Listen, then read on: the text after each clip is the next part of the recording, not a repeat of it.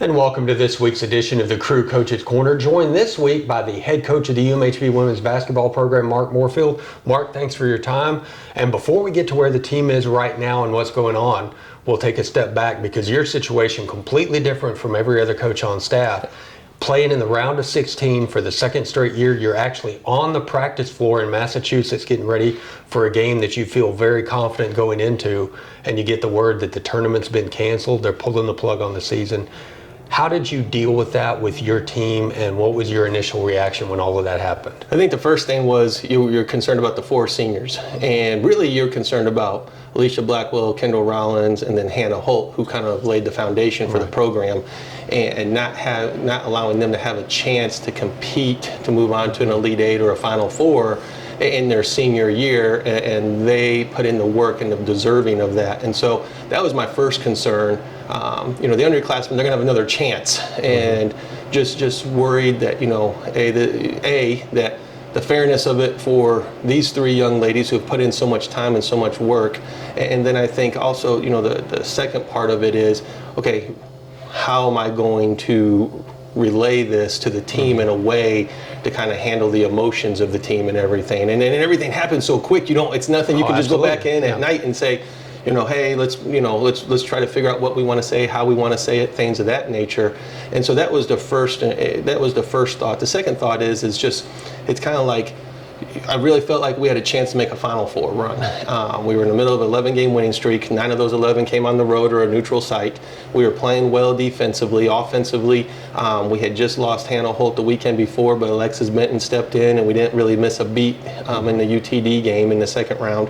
And so I really felt like our depth and just how we were playing really was going to give us a chance to play in the Final Four. And so those were the two biggest things. I think a little bit from that standpoint that you had to kind of flip that switch right away.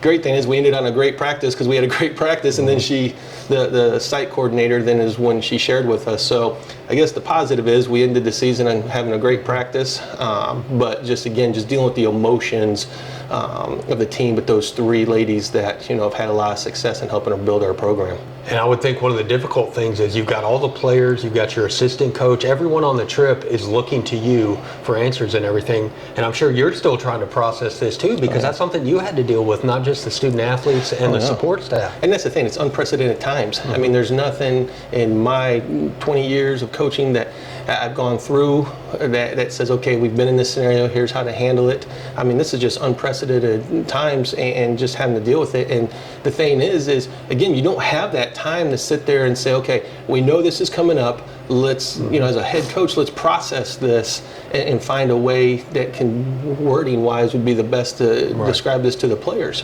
And you don't have that because as soon as that lady announced it to the whole team, I mean, eyes are right on you, and you have to be that leader to tell them, hey, here's what's going on, here's what it is, and try to get them to see the big picture in the best way you can, but also to enjoy what they accomplished and really kind of reflect and say, yes, this isn't what we anticipated, but let's look at what the season as a big picture and not just look at the small picture. And one of the big things with coaches is always trying to find the teaching moments in something and learning from every experience. What did you learn as a coach, and what do you feel like the program learned from that experience? I think as a coach, what it is sometimes us coaches, we can get caught up in the wins and losses and having a chance to compete and kind of advance. And I think what you have to understand from a head coach is, just like we tell our players, you never know when it's going to be your last time to step on the floor. And I think from a coaching standpoint, you never know when it's going to be your last game. And I think it's got to be about embracing the wins more, embracing those moments together as a team more. And those are the things that really resonated with me, is just embracing a little bit more than, and enjoying the moment instead of moving on to the next. And, enjoying the wins a little bit more instead of worrying about, okay, we got to prepare, or, maybe worried about the losses and let it linger a little bit more. And I think it's about, for me, it was just enjoy the moment, because it just got ripped so quickly and so forth that, you go back to the first and second round and immediately I'm focused on who we're playing the next round instead of enjoying, hey, we're going to our back-to-back Sweet 16, and you get so caught up in, okay, what's the next thing we got to do? What's the next thing? Instead of enjoying the moment. I think from a player standpoint, it just resonates with, you never know when your last game. And, usually that could come 99% of the time because of injuries. Right. No one ever thought because of a pandemic. But again, that's life. And that's what we kind of resonated when we talked back at the hotel was, you never know what life's going to throw at you. That's why you have to embrace every moment and enjoy every moment that you have, because you don't know what life's going to throw you. When you enter, and this is what we told the team, when you enter the real world and society, the same things are going to apply. You never know what's going to happen. In athletics, like I said, it comes down to injuries. In the real world, there's an array of things, and you got to embrace that moment, and don't take that moment enjoy that moment, and just don't take it and just say, okay, let's move on to the next thing. Let's embrace that moment and enjoy that accomplishment. And just to add to that finality, you guys fly back from Massachusetts, and all of a sudden, not only are you not playing anymore, they're not in school anymore. Everything just kind of shuts down. How did you adjust to that, and what were some of the things you did to stay in touch with the players that were coming back and to check on those who had graduated and finished up their eligibility? Well, the first thing is obviously you're worried from an academic standpoint that the 3 seniors or 4 seniors are going to graduate and stay on time, but you also are concerned that you don't now want, because everything's being thrown at these young ladies, and it's a lot to process. I mean, it was a lot for me to process. But like Coach Haven and I talked about, we don't have the luxury to sit there and ponder on it. We got to put a plan together to help the players feel confident, to feel comfortable, how to transition them now being at home. What can we do to kind of give them a sense of comfort and knowing that there's a plan? And so that was the first thing we said was, we got to come up with a plan. And how to help them feel comfortable. At first, they're excited because they get another spring break because they didn't have a spring break. But as time goes on, I think, again, when you have something taken away from you, and as athletes, sometimes they'll gripe about practice and things like that. But when you really have something taken away from you, I think it really refocuses you, and you have an understanding that, man, I'm used to doing this every single day in some capacity, and now it's gone. It's hard to digest. And so for us, our thing is we went ahead and set up weekly Zoom meetings with the girls and so forth. At first, we kind of just did individual and just kind of making sure they're okay, checking on grades, making sure they're doing their stuff academically. And then as we kind of got through the first month and a half of that, then we switched. And then we then we started doing more team stuff and just talking like, what's on your mind? What, how's it going at home? What are you doing? And then the NCAA opened it up and allowed us to kind of talk about basketball and things like that. So what we were able to do is then come about mid-June, we refocus and start talking about the season and things that we learned from last season and what can we do to be better. And so at least we kind of did it in steps where we wanted to make sure academically they were sound, that they were feeling well, the mental health was okay, being at home. For as much as an athlete says they want to go home sometimes, they're also used to living on their own. Absolutely. So after a couple of weeks at home, and mom and dad are on you, you're kind of like, okay, I'm used to doing my own thing. But that was the first thing, academics and mental health. And then it went to, let's just have group discussion. Let's just talk. There's no agenda here. We're not doing a leadership. Let's just talk. Who's on what's mine? Somebody got a topic or anything. And then it transitioned to basketball. So we were able at least to keep their focus in somewhat type of a normal, just having normal discussions and trying to create something of just normalcy for the girls. Now, you mentioned the 3 that were seniors that were such a big part of building that foundation of success. Also lost Kiana Johnson, who finished her eligibility. I know recruiting didn't start the day the season ended, but how did you keep that going? Because those were 4 big pieces of Sweet 16 runs that are all of a sudden they're gone. You've got to find replacements for them. And I think that's the thing is you want to make sure, then you want to start with the girls that have committed to come here. And you want to make sure, because of the climate, obviously during a pandemic, you have families that are, from a career standpoint, maybe are taking a hit because of work or things like that, and you want to make sure that how they're doing. So we kind of treated it no different than what we did with the returners. Okay, checking in with those girls, how are you feeling? How's your mental health? Things of that nature. And so we wanted to kind of develop that and just kind of start embracing them as they were no different than a returner. And so for us, we kind of did the same thing. We set it out and we were able just to communicate with them and just kind of keep, hey, what can we do to help your family? Is there anything there? And for the most part, we were fortunate because some of the families may have taken a little bit of a hit, but not enough that was substantial. But more or less just making sure to let them know and giving them confidence that, hey, there's a plan in place. we have a plan in place, and that, we're going to go forward, but it's going to also have to be a little bit fluid as we go forward. And I think anytime that you can establish a plan and have some comfort, I think that's what really helped all those girls kind of get through that. We didn't really have many situations where it was just more, from a mental standpoint, some of the girls maybe being overly concerned, things of that nature. Right.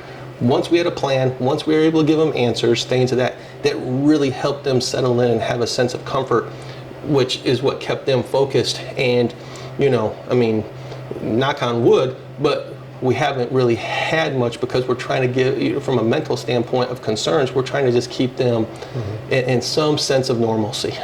Speaking of normalcy, nothing was normal at your house either. All of a sudden, both boys are at home, and you're responsible for getting them educated and continuing all that. What was that like for you, trying to balance the two? Yeah, I have a whole new respect for education and teachers, because I'll tell you this, they thought my wife and I were the worst two teachers in the country.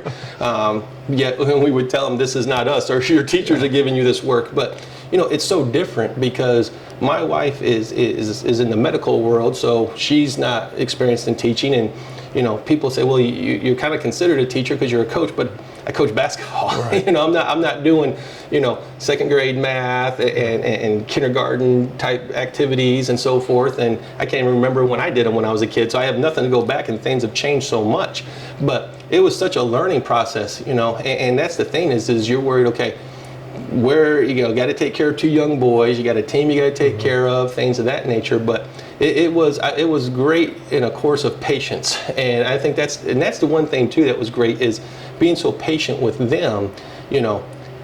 It's kind of helped me resonate and transition and add some things from a coaching standpoint, and maybe strengthen my patience, because there were some mornings where it was like, I don't think we're going to do this today, or we're going to see if your grandmother can come over and help, because it's just something you're not used to. And everything happens so quickly. It's just, again, there's not a process to kind of ease into it. It's like, okay, we're shutting down school, and your two boys are staying home, and you got to do this, And obviously, I'm not the most technology savvy person, so the problem is, you got to send this in and do this and do that, and it's like, oh my goodness, like, I hope I'm not helping my kid fail class. Well, I was going to say, if you're anything like my family, the kids are the ones who were teaching me how to do that sort of stuff. They had all of that down. Hey, can you show me again how to do that? Well, I have to go to my boys more to understand how to do things. They know more about an iPhone and Chrome notebooks than I do, and they're 9 and 6, and so that's the crazy thing. I have to go to them to get answers on things, and I feel like my wife's like, maybe you should try to be a little bit better, be a little more technology savvy. So with all the uncertainty going on, you get the students back on campus, your team is back, now you've been practicing about 2 weeks. Did you realize how important it was for you and for the student athletes to actually get back out on the floor and actually have a practice again with the way things ended last season? And I think that's the thing. Those girls, those returners were itching to get out. The newcomers that were coming in, a good thing is for most of the high school, they were able to finish their state tournaments and things like that. But they wanted to get back in because it provided some sense of normalcy for them being back on the court. And so the returners were just itching to get back out there, especially just how it abruptly ended. There's only so many things you can do at home when you're at home with, going outdoors and shooting and gyms being closed, so they wanted more of something that they're more accustomed to, something that, they're used to, that's a part of their everyday life.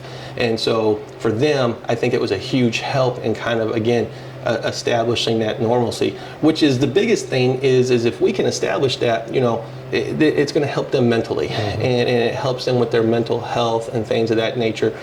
And so that's why every time we're trying to strive for what can we provide normalcy, what can we make this, even though the year is going to be so fluid, and everyone's, one step away from not having a season or doing this and doing that.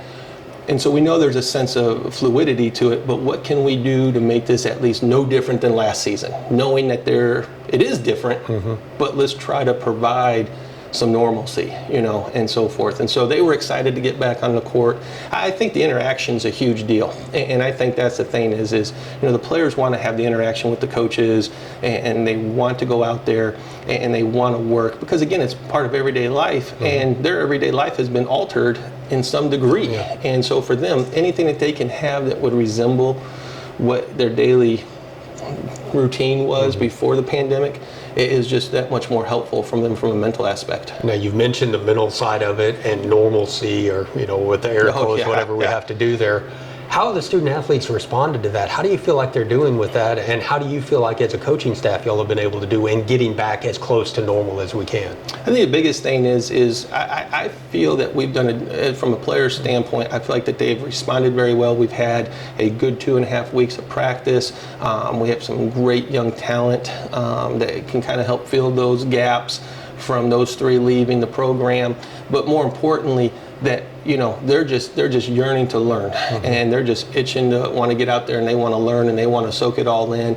And so our newcomers have done a great job of just really embracing everything and learning things at a quick pace, and our returners have really done a great job of setting the tone. I really feel like we haven't taken any steps backwards because of the pandemic, and some of that could be attributed to what we kind of put in plan over the summer and so forth like that, and trying to keep in contact. But our returners have done a great job of really embracing the newcomers and helping them learn. And our newcomers have done a great job of just really picking things up at such a quick rate and just learning things and so forth. And so, our concern was, well, they're going to be rusty, and there's only so much that you can do because they were at home and so forth. How are they going to come out? How are they going to be from a mental standpoint and a physical standpoint? And we haven't been disappointed one bit. Matter of fact, after our first one, I said, what the great thing is I said, we're proud of you ladies, because it shows that you just didn't during the summer or the fall not do anything. You went out, you made the best of the situation, you found a goal outside, whether it's windy out or 110 degrees out, you still strive, because where we're at right now and where we thought we would be, we're way ahead of what we thought we were going to be. And so that's a credit to all of them as well. And I think from a coaching standpoint, our biggest thing is you're always worried if an athlete's doing something on their own. Are they getting better? Are they, are they growing as an athlete? And I think it really kind of resonated with Coach Haven and I that, we have a good group of girls that care about the program and want to win. And so maybe we need to have a little more confidence in them and what they're going to do and what they're doing in the off season and in the fall before we get together for practice and stuff. So you talked about the way the team looks on the floor. How does practice look different?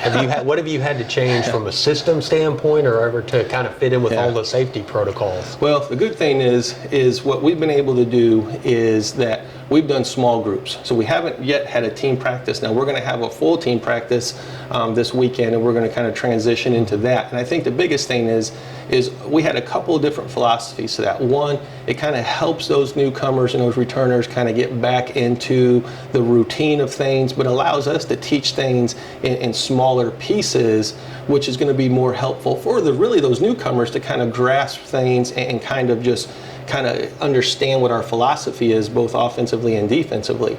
And so we've done small groups of 6 to 7, and we've been going Tuesday, Wednesdays, and Thursdays. And so the great thing is that we haven't had, like, again, that full team practice, but it allows us to get used to the social distancing on the sideline, to understand the social distancing so we're in drills and so forth. And so we're kind of practicing what we need to do social distance wise. So when we do come together as a team, it's nothing that's not normal to them, so to speak. And then obviously all of them are wearing their gaiters, face masks and stuff like that. But with such small groups, we're going at such a rate, it's kind of hard to pull up and pull down. Right.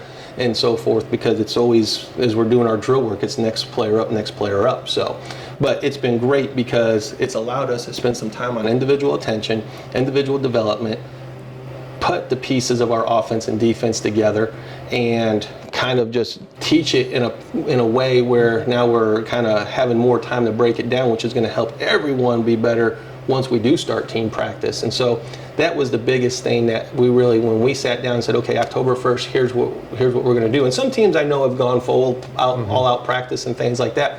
But I also think it gives us a chance to where we're doing small groups and we're having some contact, that if anything did happen, now we're not, exposing the whole team. You can contain it a little bit. And we're getting our bodies at least back into the flow of contact and things like that. And so that's been the great thing about it. We kind of approached it as, let's take these first 2.5 weeks and let's focus on player development. And before we get into the team stuff and things like that, because we have, we have time to do that, which is, I thought, was a great thing for the NCAA to do, is 114 days and starting October 1st, because it does give you that interaction, but allows you to do some different things that you haven't been able to do in the past.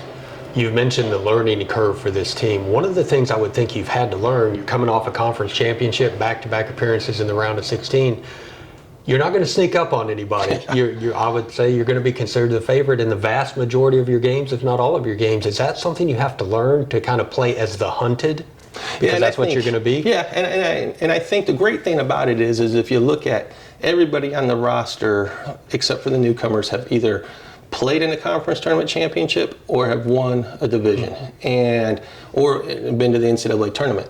And so the great thing is that's something that we kind of keep having to heart. But I also think as a program, at some point when you turn that page, it just becomes expected. You know that we're going to be everybody's top game, and it doesn't matter who we're playing, we're going to get their best every single night. And that's something that we've just, even starting last year, coming off our first Sweet 16 run, that's still something we just continued to harp on, that you're going to get everyone's best. And so as the program is transitioned, I think our returners know that, but also our newcomers have a sense and feel for that, because that's one of the reasons why they're here. They want to win, and they know that they're coming in here to have a chance to win a conference championship. They have a chance to make the NCAA tournament and compete for national championships. And so they understand by coming in that, hey, this is a program where you're going to get everyone's best. And it doesn't matter if you're the last place team in conference or if you're a non-conference opponent that maybe, again, doesn't have a great record. You're going to get everyone's best as if they are undefeated and they are coming at you. And so that's something we just continuously remind them. And what we talk about in practice is that, we can't have any off days from effort. We got to have every single day, we got to continue to get better. If our goal is to win a national championship, that's got to be our goal. We cannot slack off. And so with that in return, is kind of what we say is, you know what, you're going to get everyone's best game. So for every day in practice that you slack off, that's another day that team is getting better than you. And we have to stay ahead of everyone else. And so, we just keep reiterating it. I think our returners understand it. A newcomer never knows. They may grasp it, but they never know until they experience it that, you're getting everyone's best game. But that's just something we just kind of used in the last 2 years as our I guess your rallying call, so to speak, that if we don't do our job here every single day and then we're not preparing, then we're not ready to win a national championship, and we're going to lose games that we're not supposed to lose.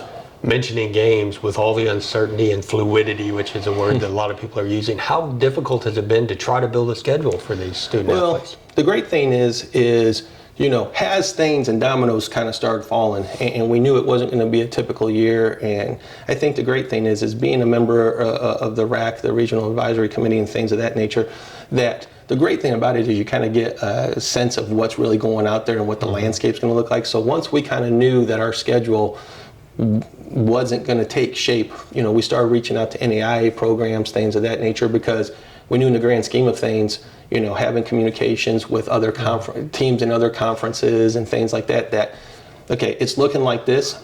Let's be proactive instead of reactive, and let's start scheduling some other games, at least to give these girls an opportunity to play. And so we base a lot of our scheduling off strength of schedule. And for us, every year, that's what the biggest thing is. How can we? Well, that's out the window. So let's just get some games. And so we were able to construct a schedule. Now, a lot of it's going to be a lot of NAIA schools, things of that nature, the NCCAA schools like Arlington Baptist and things like that. But for me, because UMHB has allowed us the luxury of going ahead and playing a non-conference, we need to schedule games. And I want our girls to at least have games underneath their belt before we start conference play, so that, obviously, they get a feel for what it is to be in a game. Now, we have several returners that are coming back, but those newcomers, because we are going to have some newcomers that are going to be in the rotation, and that they need to have that feeling and that understanding of what it's like to play under the lights, game situations, things that you can simulate in practice, but it's way different when the lights come on. And so for us, we were just proactive and just started really saying, okay, let's reach out to some of these schools, let's see if they want to play, and let's construct some schedule, some type. I think out of the 25 games, I think we have 22 of the 25, and so that we were able, and that's including conference. So we're 3 shy what would be our non-conference, and we're kind of just at the point where it's like, okay, now let's look at the grand scheme of things. Let's not just go out hunting for games, things like that. We feel comfortable at 22. We could maybe get a 23rd. We're working. We're going to play Laterno in a non-conference game, but they may also bring another team in out of state and so forth, or out of the region and everything. And so, with that being said, that could give us another game. So then we would only be missing 2 games out of the 25 that were allowed. And so we just started saying, okay, we can't sit around and wait. If you're on the fence, we can't play. We got to have guaranteed games. We got to know people are going to play. We got to know that we have games, because for us as coaches, it's important for those girls to get out there and play.